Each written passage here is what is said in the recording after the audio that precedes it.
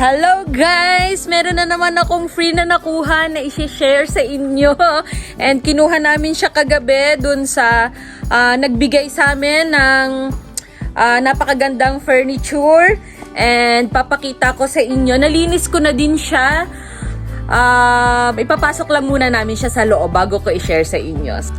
5 minutes later.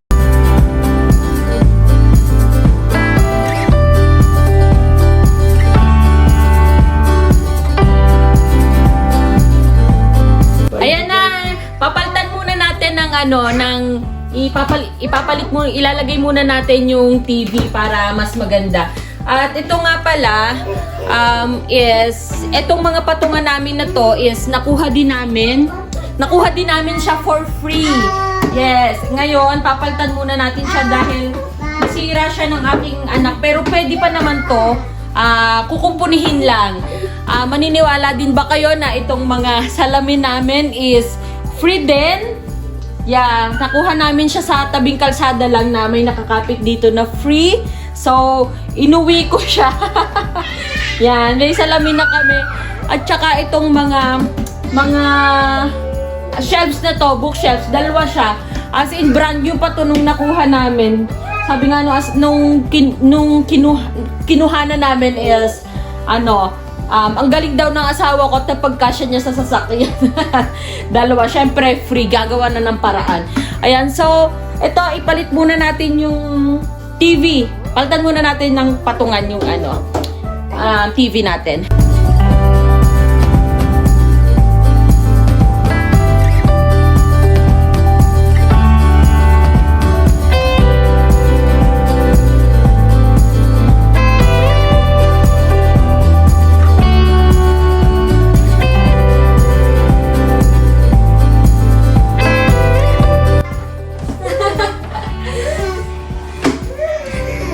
So, ito na guys, na-set up ko na siya at ang ganda-ganda niya. Yeah, saktong-sakto lang yung TV namin. By the way, yung TV pala namin is, bigay lang din. Yan, syempre, panimulang TV namin. Ayan, ang ganda-ganda nung patungan niya. Pwede kaming maglagay dito ng mga pan-display. Yan, minimalist na. Yan, ang sarap pagpalit ng gamit dito. Palibasa, magtingin ko lang sa marketplace. Makukuha mo na siya ng libre. So, ngayon, ang plan namin dito is itatago lang namin muna sa aming storage area. Ang ganda din nito. Yan. Kaso, maliit lang kasi yung aming living room. Kaya, naghanap kami ng medyo yung minimalist lang. Pero ito, itatago namin sa stock room namin kapag may kaibigan na mangailangan.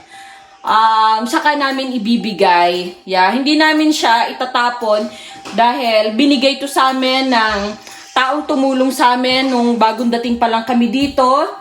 Binigay to sa amin ni Tita Glessy, yung pangapanimulang gamit namin. Out of love, binigay niya sa amin, kaya hindi namin siya itatapon, pero ibibigay namin siya kapag may mga kaibigan kaming nangailangan, mga newcomer. Ayun. So, ayun lang. Naka-free na naman ang ating Inday. Sayang nga, pakaganda niya. Nangihinayang ako kung itatapon lang. Kasi ito, ang plano ng may-ari is iwan lang sa tabing kalsada at may pupulot na daw niyan. Chinek ko, ang ganda-ganda naman niya. So, yan, mapapakinabangan pa natin siya, guys. Kaya, ayan.